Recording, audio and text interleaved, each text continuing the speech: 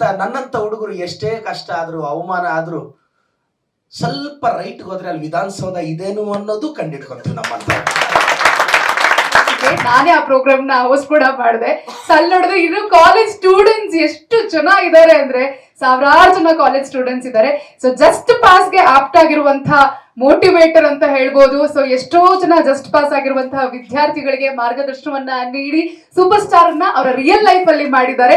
So ಹಾಗಾಗಿ ನಮ್ಮ just pass ಚಿತ್ರತಂಡದ ಪರವಾಗಿ ನಿಮಗೆ ಧನ್ಯವಾದಗಳನ್ನ ಅರ್ಪಿಸ್ತಾ ಓವರ್ ಟು ಯು ಸರ್. ಮೊದಲನೇದಾಗಿ ಜಸ್ಟ್ ಪಾಸ್ ತಂಡಕ್ಕೆ ಧನ್ಯವಾದಗಳು.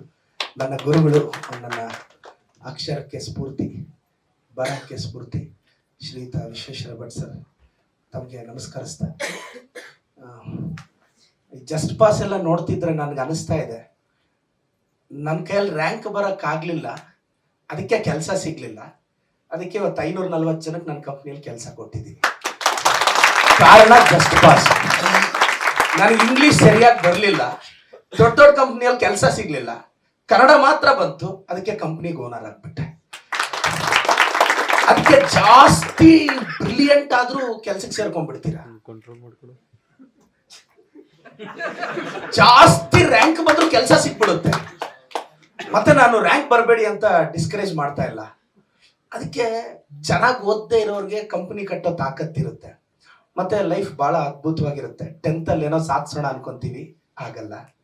PUC ಅಲ್ಲಿ ಆಗಲ್ಲ, ಡಿಗ್ರಿಯಲ್ಲಿ ಆಗಲ್ಲ. ಏನ್ ಮಗ ಎಕ್ಸಾಮ್ ಅಲ್ಲ, ಲೈಫಲ್ಲಿ ಏನು ಪ್ರೂವ್ ಮಾಡೋಣ ಅಂತ ಬೆಂಗಳೂರಿಗೆ ಬರ್ತೀವಿ, ಇಲ್ಲೂ ಕಷ್ಟ.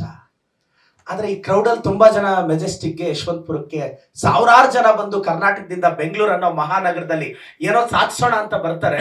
ಆದ್ರೆ 70-80% ಜನ ಈ ಬೆಂಗಳೂರು ಅನ್ನೋ ಮಹಾನಗರ ಅವ್ರ ಕಣ್ಣಲ್ಲಿ ಕಣ್ಣೀರ್ ಹಾಕ್ಸ್ಬಿಡುತ್ತೆ.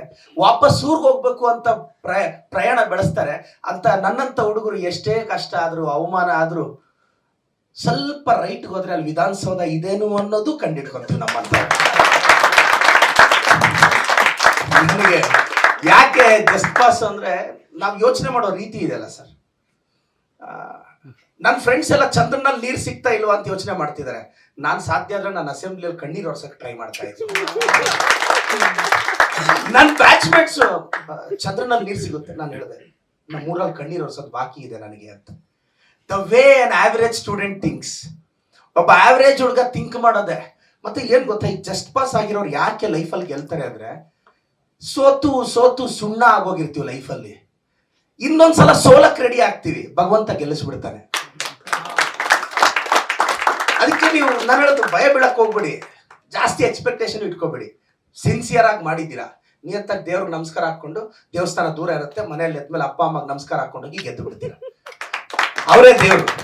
ನನ್ನ ಕೇಳಿದ್ರು ಚುನಾವಣೆ, ನಾನು ಬೆಳಗ್ಗೆ ಹೋಗಿ ನಮ್ಮ ತಂದೆ ತಾಯಿಗೆ ನಮಸ್ಕಾರ ಹಾಕಿದೆ. ಇಷ್ಟು ದೂರ ತಂದವರೇ ಅವರು, ಮುಂದೆ ಎಲ್ಲಿ ಹೋಗ್ಬೇಕು ಅಂತ ಕರ್ಕೊಂಡು ಹೋಗ್ತಾರೆ. ನಾನು ಹೇಳೋದು ಈ ತಂಡಕ್ಕೆ ಯಶಸ್ಸಾಗಬೇಕು. ಚೆನ್ನಾಗಿ ಮಾಡಿದ್ದೀರಾ ಸರ್, ರಿಯಲಿ ಫ್ಯಾಂಟಾಸ್ಟಿಕ್. ಕರ್ನಾಟಕದ ಜನ ಒಂದು ಹೊಸ ಪ್ರಯತ್ನ, ಒಂದು ಹೊಸ ಹುಡುಗರು, ಈ ಪ್ರತಿಭೆಗಳಿಗೆ ಗೊತ್ತಿಲ್ಲ.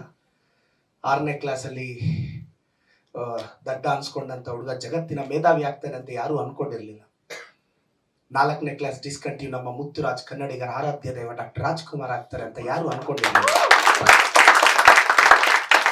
ಹೆಚ್ಚಿನ ವಿಡಿಯೋಗಳಿಗೆ ಪ್ರತಿಧ್ವನಿ ಯೂಟ್ಯೂಬ್ ಚಾನೆಲ್ ಸಬ್ಸ್ಕ್ರೈಬ್ ಮಾಡಿ, ಬೆಲ್ ಐಕಾನ್ ಕ್ಲಿಕ್ ಮಾಡಿ.